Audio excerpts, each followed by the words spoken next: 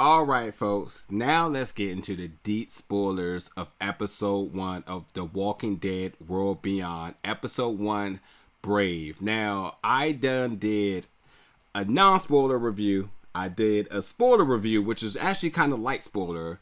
But now that the episode has finally released and you've had a chance to watch it, this is legitimately the spoiler of spoilers. So this has everything in it now. So yes, this episode is premiering October 4th or early on AMC Plus, depending on if you have that or not. Obviously, I'm recording this before the release date, but for the sake of like making sure that it drops exactly when it should, just getting this out the way. But anyway, what? Okay, first of all, who in their right mind was trusting the CRM? Like, anybody? Because Elizabeth, the moment she got out of the helicopter, no one was buying that.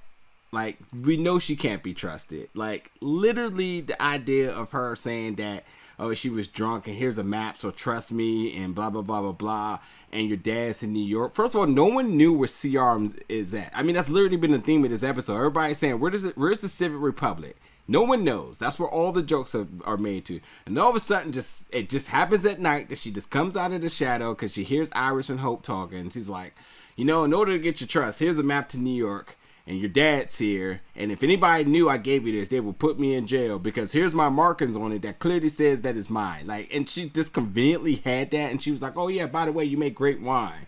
And maybe it's, that's the reason why. Like, no one's believing that. And it didn't take long for the rest of the episode to see their true colors as they completely laid waste to all of Campus Colony, which is sad because I wanted to see more of Campus Colony, their way of living, because I mean, just from the glances of things that they do for security wise, like they're doing pretty good. And which makes me also think too, how are they so oblivious to this?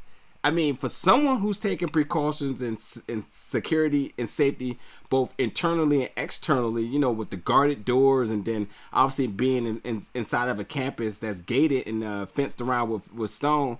How did you let a group of people infiltrate and they completely laid waste to everybody and there was no fight? And if there was a fight, I wish we could have seen it. So I think that's just like, I don't know.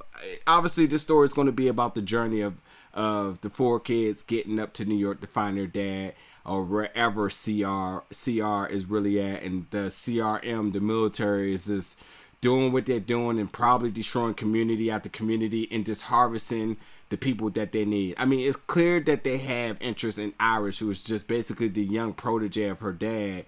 So, that's why they made sure that she was completely gone. But like, maybe I don't know. It's going to be interesting because again, I don't trust them. We're going to see how much more wreckage that they do in other communities if we even get a chance to that. But like, as of right now, Elizabeth, I mean, we're all black, basically.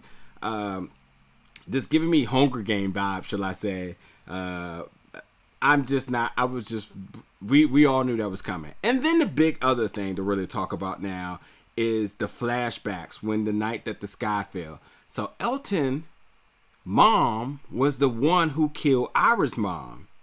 And then Hope was the one that killed Elton's mom. You got these 4 kids that's out in the wild now, beyond the walls, who just have no experience, like very naive, and they're having endless time talking with each other.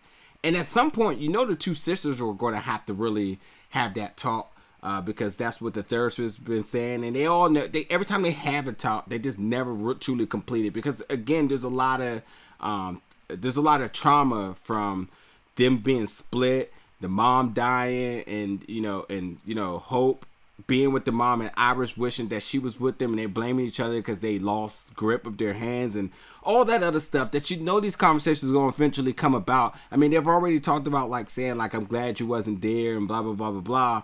But like now that Elton is with them, like there's going to be some type of conversation that's going to all point back to them in that night. And it's going to cause friction amongst them. And that's already dangerous when you consider that the 4 of them are completely inexperienced. And truly, we don't know how that's all going to play a factor into the divide of them, as they're already out there by themselves without any supervision. Now, hopefully when Huck and Felix catches up to them, that can mitigate this a little bit. But as of right now, like, there's just no telling, like, how and when that's going to go about. So that's going to be completely, like, that's going to be completely interesting. I do not know how it's going to play out, but it's going to be a huge element for sure. But yes, that's all I really got for like the major spoiler stuff, because I've already broken down non-spoiler, but these are the big points that I wanted to make sure I got across. I did not want to ruin it for you guys' viewership and fun, so I definitely wanted to get that out there. But, you know, stay tuned, because episode 2, The Blaze of Glory, that review is going to be dropping at the conclusion of that episode of the week that it releases. Thank you so much for watching this review, folks. Stay calm, stay cool, and as always, stay safe.